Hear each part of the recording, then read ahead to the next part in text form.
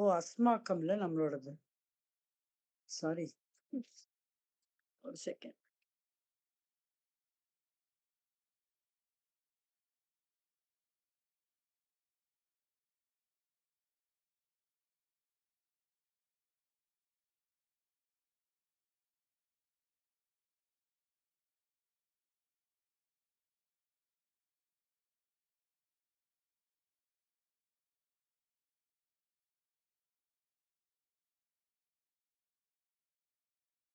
மியூட்ல இருக்கீங்க மகினி.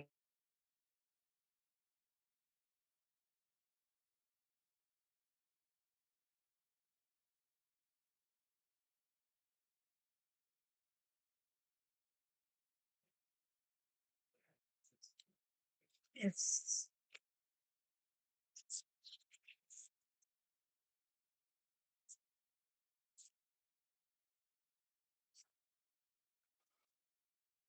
பைனி ஸ்டார்ட்டிங் எங்கேயோ வச்சுட்டேன். சாரி. அஸ்மாக்கம்ல நம்மளோடது. அஸ்மாக்கம் சக குடும்பம். ஒரே ஒரு செகண்ட்.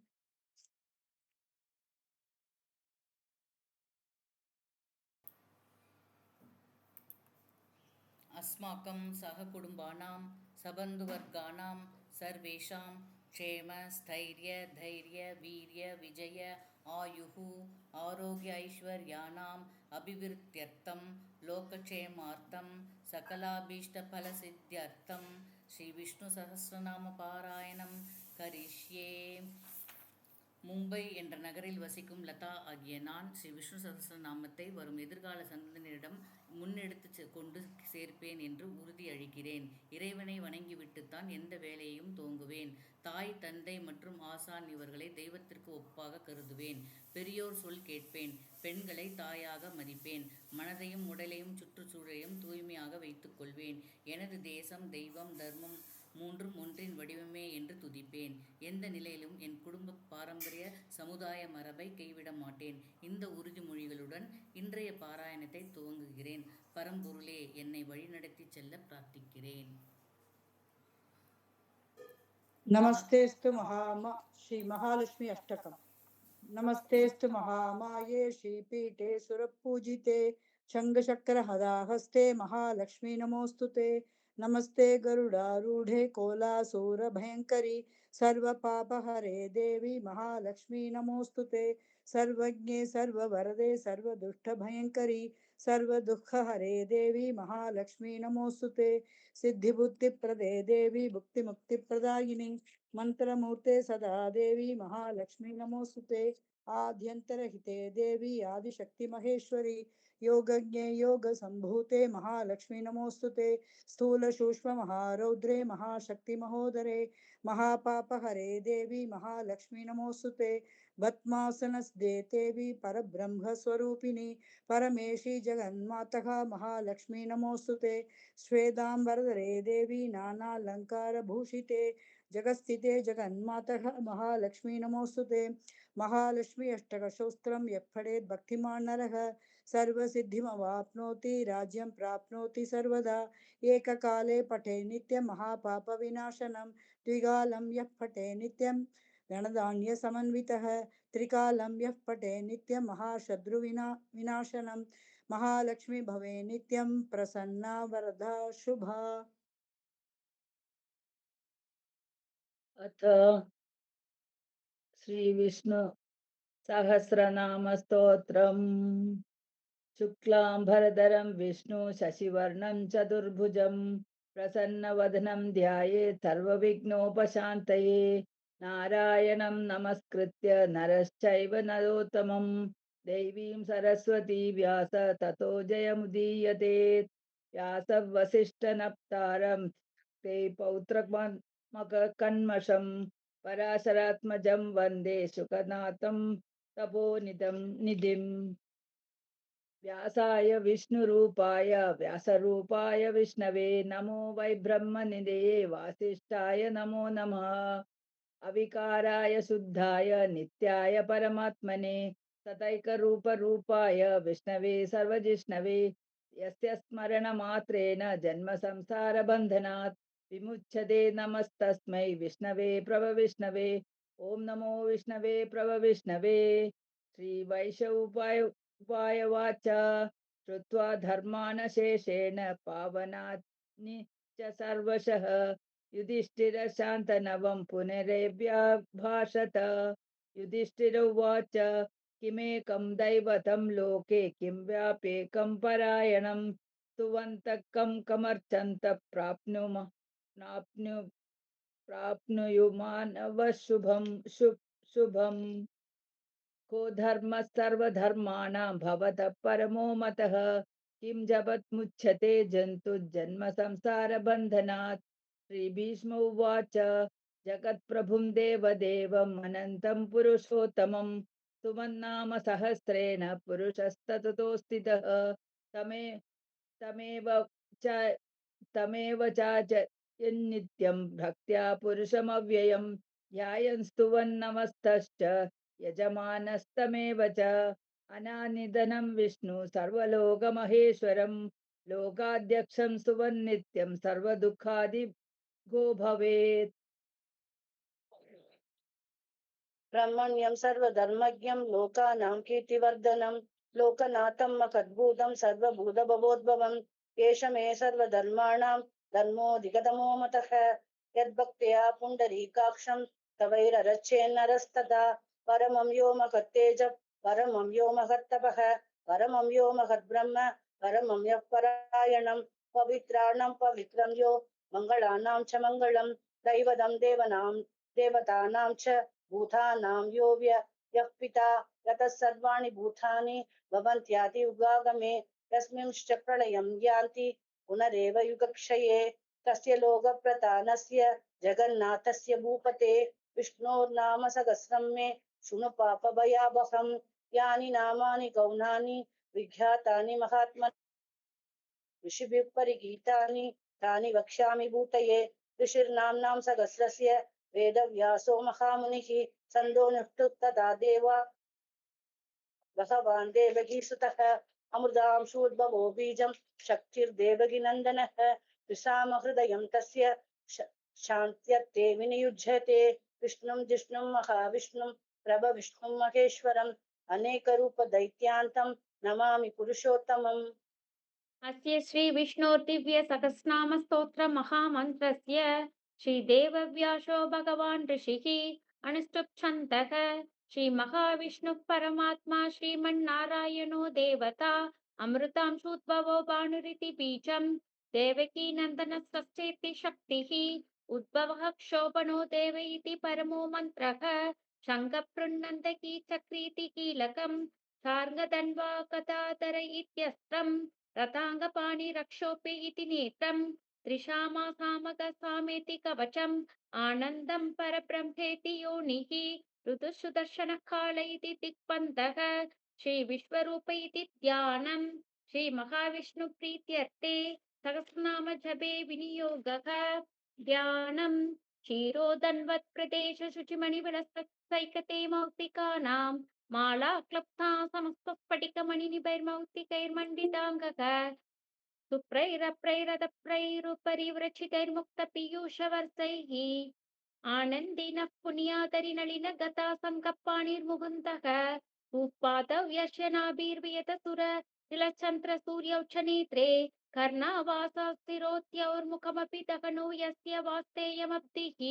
अन्तस्तं यस्य विश्वं सुरनरगगो भोगी गन्धर्वदैत्यैः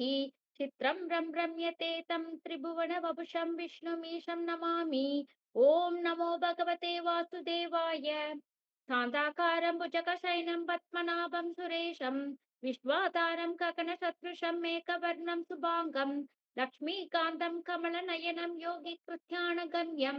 वन्दे विष्णुं भवभयकरं सर्वलोकैकनाथं मेघश्यामं पीतकौशेयवासं श्रीवत्साङ्गं कौस्तुभोत्पासिताङ्गं पुण्योपेतं पुण्डरीकायदाक्षं विष्णुं वन्दे सर्वलोकैकनाथं नमः समस्तभूतानामादिभूताय भूभृते अनेकरूपरूपाय विष्णवे प्रभविष्णवे सशङ्खचक्रं सकीडकुण्डलं सबीतवस्त्रं सरशिरुकेक्षणं सगारवक्षस्थलशोभिकौस्तुभं नमामि विष्णुं शिरसा चतुर्भुजम् छायायां पारिजातस्य हेमसिंहासनोपरि मायदाक्षमलङ्कृतम् चन्द्राननं चतुर्बाहुं श्रीवत्साङ्कितवक्षसं रुक्मिणी सत्यभामाभ्यां शकितं कृष्णमाश्रये विश्वं विष्णुं वषत्कारो भूतभव्य भवत्प्रभुः भूतकृत् भूतप्रद्भावो भूतात्मा भूतभावनः भूतात्मा परमात्मा च मुक्तानां परमागतिः अव्ययः पुरुषः साक्षी क्षेत्रज्ञोऽक्षर एव च योगो योगविदां नेता प्रधानपुरुषेश्वरः नारसिंहवपु श्रीमान् केशवः पुरुषोत्तमः सर्वशिवस्थानो भूतातेर्नितिरव्ययः सम्भवो भावनो भर्ता प्रभवः प्रभुरीश्वरः स्वयंभू शम्भुराहित्यः पुष्कराक्षो महास्वनः अनादिनिधनो दाता विधाता दातुरुत्तमः अभ्रमेयो कृषिकेशः पद्मनाभो मरप्रभुः विश्वकर्मा मनस्वस्था सविरो ध्रुवः अग्राह्य शाश्वत कृष्णो लोहिताक्ष प्रदर्दनः प्रबुध श्रीः गुप्ताम पवित्रं मङ्गलं परम् ईशान प्राणद प्राणो ज्येष्ठ प्रजापतिः हिरण्यगर्भो भूगर्भो माधवो मधुसूदनः ईश्वरो विक्रमी धन्वी मेधावी विक्रमक्रमः अनुत्तमो दुरादर्श कृतघ्नकृतिरात्मवान् सुरेशरणं शर्म विश्वरेता प्रजागर संवत्सरो व्याल प्रत्यय सर्वदर्शन अज सर्वेश्वर सिद्ध सिद्धिद सर्वाधीन सर्वयोग विनिष्ठ वस्तु वसुमना सत्य समात्मा सम्मिद समः पुंडरीकाक्षो वृषकर्मा वृषाकृतिः रुद्रावो शिरावप्र विश्वयोनिष्ठितिश्रवाः अमृतश्वदत्तानुर्वरारो सर्वदत्तर्वसेनो जनाः वेदो वेद तव्यको वेदांगो वेद धर्मात्यक्षकृता चतुरात्मा चतुर्चतुर्चतुर्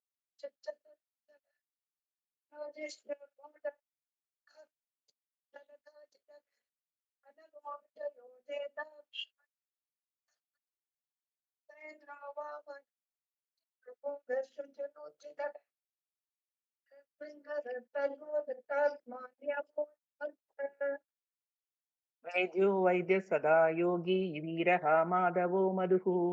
अतीन्द्रियो महामायो महात्साहो महाबलः महाबुद्धिर्महावीर्यो महाशक्तिर्महादिदिः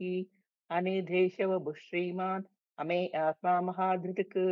महेश्वासो महीभर्ता श्रीनिवासः सदाङ्गतिः अनिरुद्धः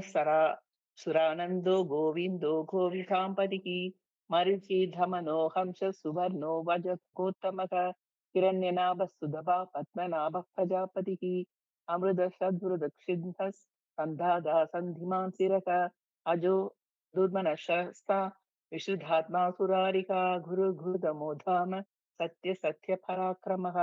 निमिषो निमिषश्रग्वीवाचस्पतिरुदारधीः अग्रणीध्यामनि श्रीमान् न्यायो नेता समीरणः सहस्रमूर्धा विश्वात्मा सहस्राक्षसहस्रपात् आवद्धनोऽनुवृद्धात्मा समृद्ध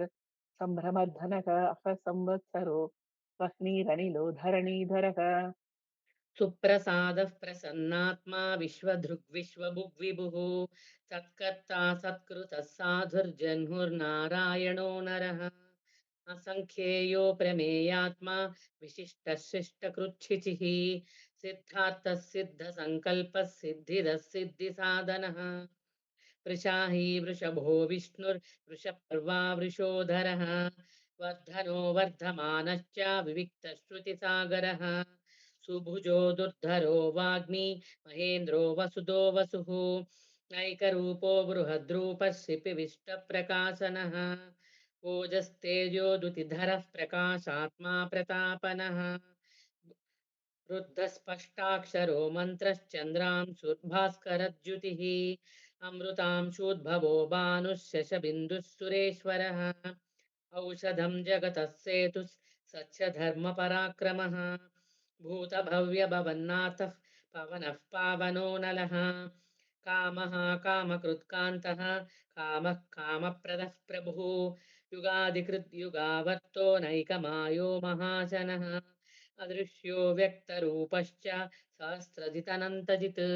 इष्टो विशिष्टः शिष्टेष्टः शिखण्डी नहुषो वृषः क्रोधः क्रोधकृत्कर्ता विश्वबाहुर्महीधरः अच्युत प्रतित प्राण प्राणतो वासवानुजः अभां निधिर तिष्ठानाम् अप्रमत्त प्रतिष्ठितः स्कन्दधरो दुर्यो वरदो वायुवाहनः वासुदेवो बृहद्भानुर् आदिदेवः पुरन्दरः अशोकस्तारणस्तारः शूरः सौरिर्जनेश्वरः अनुकूलशदापत्तः पत्नी पद्मनिपेशनः पद्मनाभोरविन्दाक्ष पद्मगर्भ शरीरभृत् महर्तिर्वृत्तो वृत्तात्मा महाक्षो गरुडध्वजः अतुलोशरभो भीमः समयज्ञो कविर्करिः सर्वलक्षणलक्षण्यो लक्ष्मीवान् समितिञ्जयः वीक्षरो रोहितो मार्गो हेदुर्दामोदरः सकः महीधरो महाभागो वेगवानमिथाक्षणः उद्वरः शोभनो देव श्रीगर्भः परमेश्वरः करणं कारणं कर्ता विकर्ता गगनो गुहः व्यवसायो व्यवस्थानः संस्थानस्थानतो ध्रुवः परति परमस्पष्टः तुष्टः पुष्टः सुवेक्षणः रामो विरामो विरतो मार्गो नेयो नयो नयः वीरशक्तिमतां श्रेष्ठो धर्मो धर्मविदुत्तमः वैकुण्ठः पुरुषः प्राणः प्राणदः प्रणवः पृथुः हिरण्यगर्भशत्रुघ्नो व्याप्तो वायुरधोक्षजः ऋतुः सुदर्शनः कालः परमेष्टिपरिग्रहः उग्रसंवत्सरो दक्षो विश्रामो विश्वदक्षिणः विस्तारस्थावरस्थाणुः प्रमाणं बीजमव्ययम् अर्थो नर्तो महाकोशो महाभोगो महाधनः अनिर्विन्नस्थविष्टो भूर्धर्मयूपो महामकः नक्षत्रनेमिर्नक्षत्री चमः क्षामः समीहनः यज्ञयुज्यो महेज्यश्च क्रतुः सत्रं सताङ्गतिः सर्वदर्शी विमुक्तात्मा सर्वज्ञो ज्ञानमुत्तमं सुव्रतः सुमुखः सूक्ष्मः सुघोषः सुखदः सुहृत् मनोहरो जितक्रोधो वीरबाहुर्विदारणः स्वापनस्ववशो व्यापी नैकात्मा नैककर्मकृत् वत्सरो वत्सलो वत्सी रत्नगर्भो धनेश्वरः धर्मकृद्धर्मी शतसक्षरमक्षरम् अविज्ञाता सहस्रांशुर्विधाता कृतलक्षणः कपस्तिनेमि सत्त्वस्तः सिंहो भूतमहेश्वरः आदिदेवो महादेवो देवेषु देवभृद्गुरुः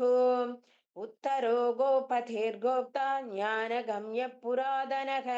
शरीरभूतभृद्भोक्ता गवीन्द्रो भूरि दक्षिणः सोमभो मृदभः सोमः पुरुजित्पुरुषोत्तमः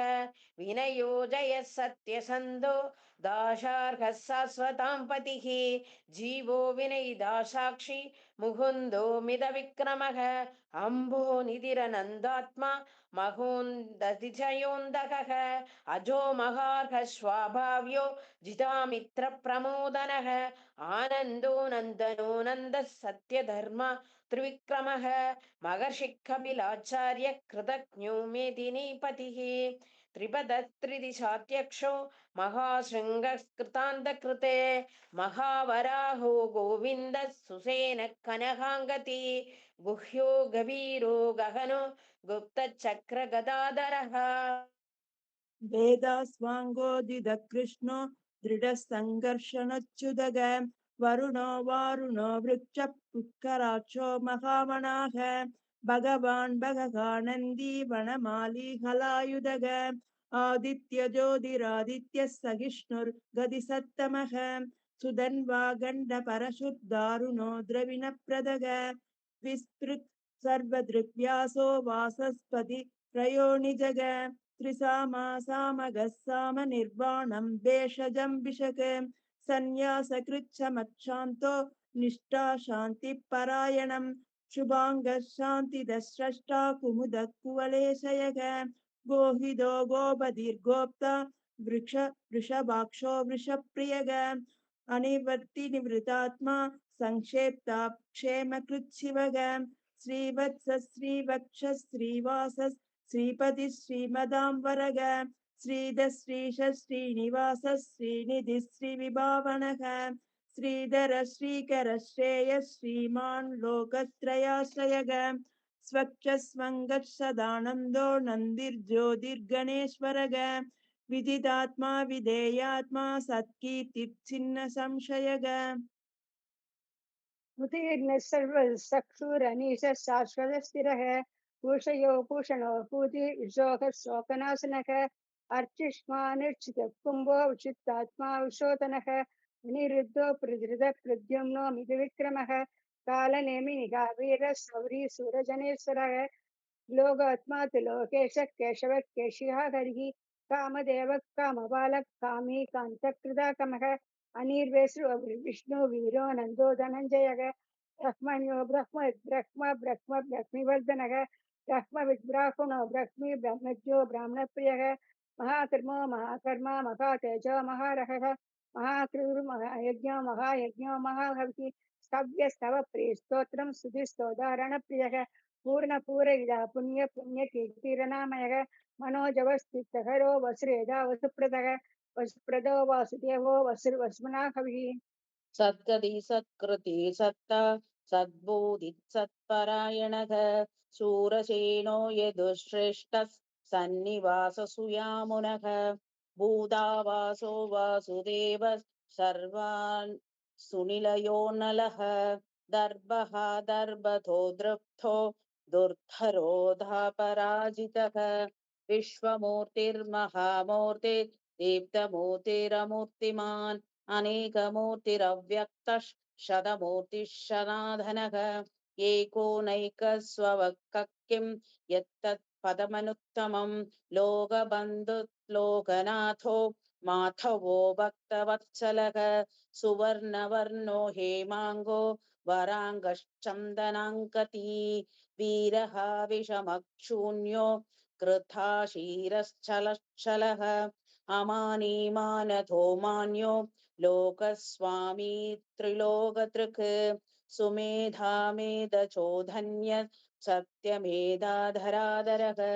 तेजो वृषोत्युदितरः सर्वशस्त्र प्रथांवरः प्रकरो निग्रहो व्यक्रो नैकशृङ्गो गदाग्रजः चतुर्मूर्तिश्चतुर्बाहुश्चतुर्व्यूहश्चतुर्गतिः चतुरात्मा चतुर्बावश्चतुर्वेदविदेगभात् समावर्तो निवृत्तात्मा दुर्जयो धृतिक्रमः दुर्लभो दुर्गमो दुर्गो दुरावासो दुरारीहा शुभाङ्गो लोहशारङ्गः सुदन्तु तन्दुवर्धनः इन्द्रकर्मा महाकर्मा कृतकर्मा कृतागमः उद्भव सुन्दर सुन्दो रत्नाभ सुलोचनः अर्को वाजशन शृङ्गी जयन्तः सर्वविजयी सुवर्णबिन्दु रक्षोभ्य सर्ववागीश्वरेश्वरः महाकृतो महाकर्तो महाभूतो महानिधिः कुमुदः कुन्दरः कुन्दः पर्जन्यो पावनो निलः अमृतांसोऽमृतवपुः सर्वज्ञः सर्वतोमुखः सुलभः सुवृतः सिद्धः शत्रुजित् शत्रुदापनः नेक्रोतो तुम्बरो सुवत्वश्चानुरान्ध्रनिषूतनः सहस्राचि सप्त जिह्वः सप्तैता सप्तवाहनः अमूर्तिरनघो चिन्त्यो भयनाशनः अनुर्बृहत्कृशस्थूलो गुणबृन्निर्गुणो महान् अतृतस्वतृतस्वास्य प्राक्वंसो वंशवर्धनः भारभृत्कथितो योगी भारभृत्कथितो योगी योगीश सर्वकामतः आश्रमश्रमणः श्यामः सुवर्णो वायुवाहनः धनुर्धरो धनुर्वेदो दण्डो दमैदादमः अपराजितः सर्वसहो नियन्ता नियमो यमः सत्त्ववान् सात्विकः सत्यः सत्यधर्मपरायणः अभिप्राय प्रियार्होर्ह प्रियकृत्प्रीतिवर्धनः विहाय सकदर्ज्योतिः सुरिजर्हुदभिः विविर्विलोचनः सूर्यः सविदारविलोचनः अनन्दो हुतभोक्ता सुखदो नैकजो अनिर्विण्णः सदामर्षि लोकाधिष्ठानमद्भुतः सनातनतमः कपिलः कपिरव्ययः स्वस्तिदः स्वस्तिकृत स्वस्ति स्वस्ति भुक् स्वस्ति दक्षिणः अरौद्रकुण्डली चक्री विक्रमोर्जितशासनः शब्दादिगः शब्दसः शिशिरः शर्वरीकरः अक्रूरपेशलो दक्षो दक्षिणः शमणामरः विदत्तमो विदभय पुण्यश्रवणकीर्तनः उत्तारणो दुष्कृतिगा पुण्यो दुःस्वप्ननाशनः वीरः रक्षणः सन्तो जीवनः पर्यवस्थितः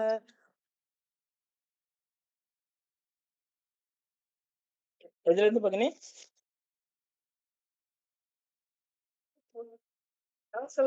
ಮಂಜುಳಾ ಭಗಿನಿ ಇದಿಲ್ಲ उत्तारणो दुष्कृतिः पुण्यो दुःस्वप्ननाशनः वीरः रक्षणः सन्तो जीवनः पर्यवस्थितः अनन्तरूपो नन्दश्रीर्जितमन्युर्भयाभगः कदुरशोकपीरात्मा विदिशो व्याधितो दिशः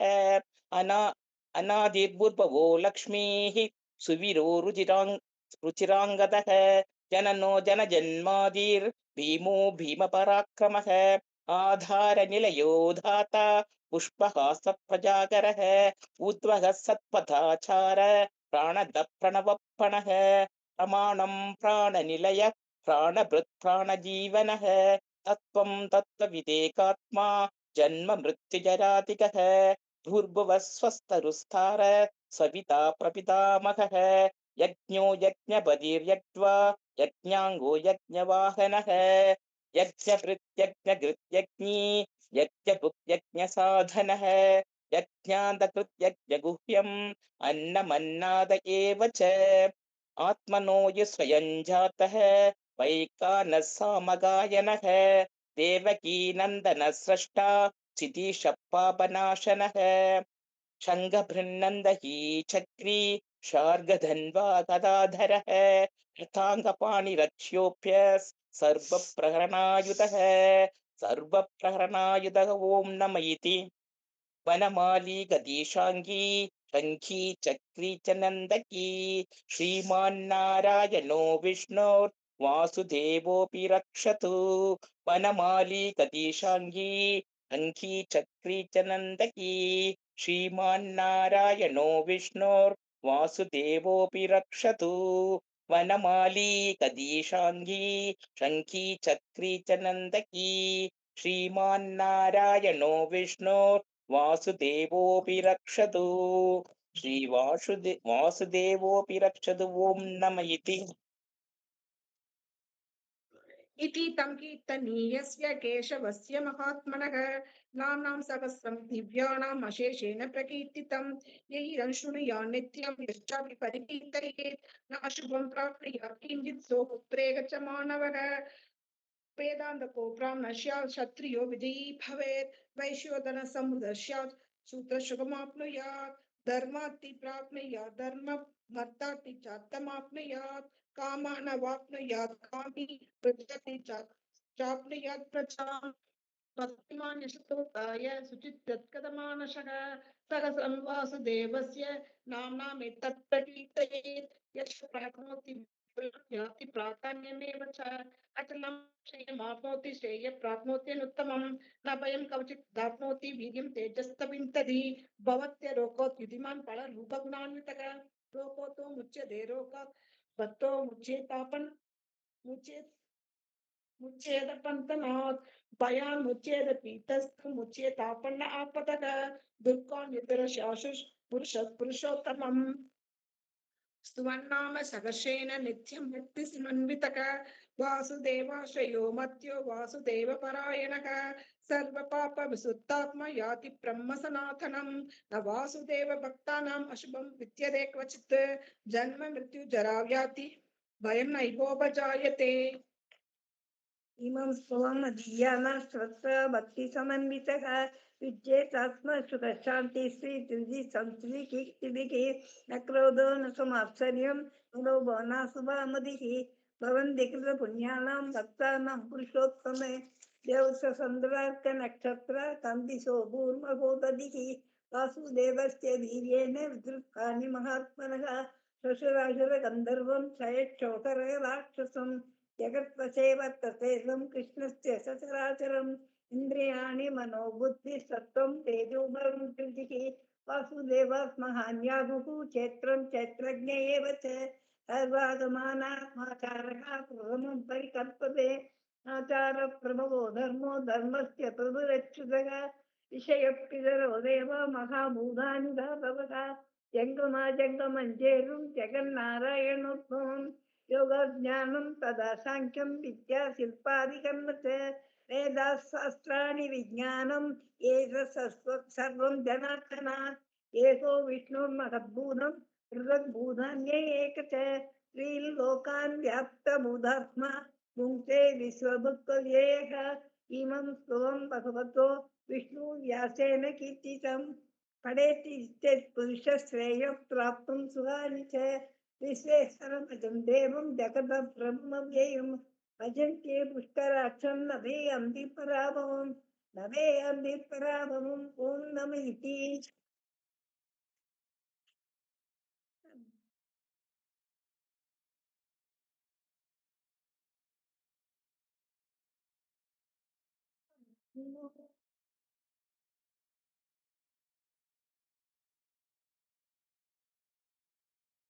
न ते यान्ति पराभवमोदीति अर्जुन उवाच पद्मपत्रविशालाक्ष पद्मनाभसुरोत्तम भक्तानामनुरक्तानां राधा भव जनार्दन श्रीभगवानुवाच यो मां नाम सहस्रेण स्तोतुमिच्छति पाण्डव सोऽहमेकेन श्लोकेन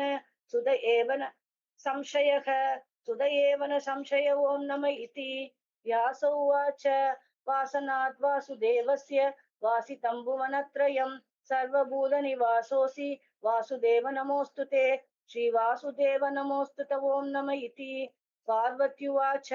केनोपायेन लघुना विष्णोर्नाम सहस्रकं पठ्यते पण्डितैर्नित्यं श्रोतुमिच्छाम्यहं प्रभो ईश्वर उवाच श्रीराम राम रामेति रमे रामे मनोरमे सहस्रनाम तत्तुल्यं राम नाम वरानने श्रीराम राम रामेति रमे रामे मनोरमे सहस्रनाम तत्तुल्यं राम नाम वरानने श्रीराम राम रामेति रमे रामे मनोरमे सहस्रनाम तत्तुल्यं राम नाम वरानने श्रीराम नाम वरानन ॐ नम इति ब्रह्मोवाच नमोस्तवन्ताय सहस्रमूर्तये सहस्रपादाक्षि सुरोरुभागवे सहस्रनाम्ने पुरुषाय शाश्वते सहस्रकोटियुगधारिणे नमः सहस्रकोटियुगधारिणे ॐ नम इति सञ्चय उवाच यत्र योगेश्वर कृष्णो यत्र पात्रो धनुः तत्र श्रीर्विजयो भूतिः ध्रुवा नीतिर्मतिर्मम श्रीभगवानुवाच अनन्याश्चिन्तयन्तो मां ये जनाः पर्युपासते तेषां नित्याभियुक्तानां योगक्षेमं वहाम्यहम् परित्राणाय साधूनां विनाशाय सदुत्कृतां धर्म संस्थापनार्थाय संभवामि युगे युगे आर्ता विषन्नास्तिदिलाश्च भीताः घोरेषु च व्याधिषु वर्तमानाः संकीर्तनारायण शब्दमात्रं विमुक्त दुःखा सुखिनो भवन्तु आर्ता विषन्नास्तिदिलाश्च भीताः घोरेषु च व्याधिषु वर्तमानाः संकीर्त्य नारायण शब्दमात्रं विमुक्त दुःखा सुखिनो भवन्तु कायेन वाचा मनस्तेन्द्रियैर्वा बुद्ध्यात्मना वा प्रकृते स्वभावात् करोमि यत् सकलं परस्मै नारायणायेति समर्पयामि इति श्री विष्णु सहस्रनाम स्तोत्रं सम्पूर्णम् श्रीकृष्णार्पणमस्तु यदक्षरपदभ्रष्टं मात्राहीनं तु यद्भवेत् तत्सर्वं क्षम्यतां देव नारायण नमोऽस्तु ते विसर्गबिन्दुमात्राणि पदपादाक्षराणि च न्यूनानि चातिरिक्तानि क्षमस्व पुरुषोत्तम अन्यदा शरणं नास्ति त्वमेव शरणं मम तस्मात् कारुण्यभावेन रक्ष रक्ष जनार्दन। सर्वे भवन्तु सुखिनः, सर्वे सन्तु निरामयाः, सर्वे भद्राणि पश्यन्तु मा कश्चित् भवेत्। ॐ शान्ति शान्ति शान्तिः। हरिः ओम्। गुरुभ्यो नमः। हरिः ओम्।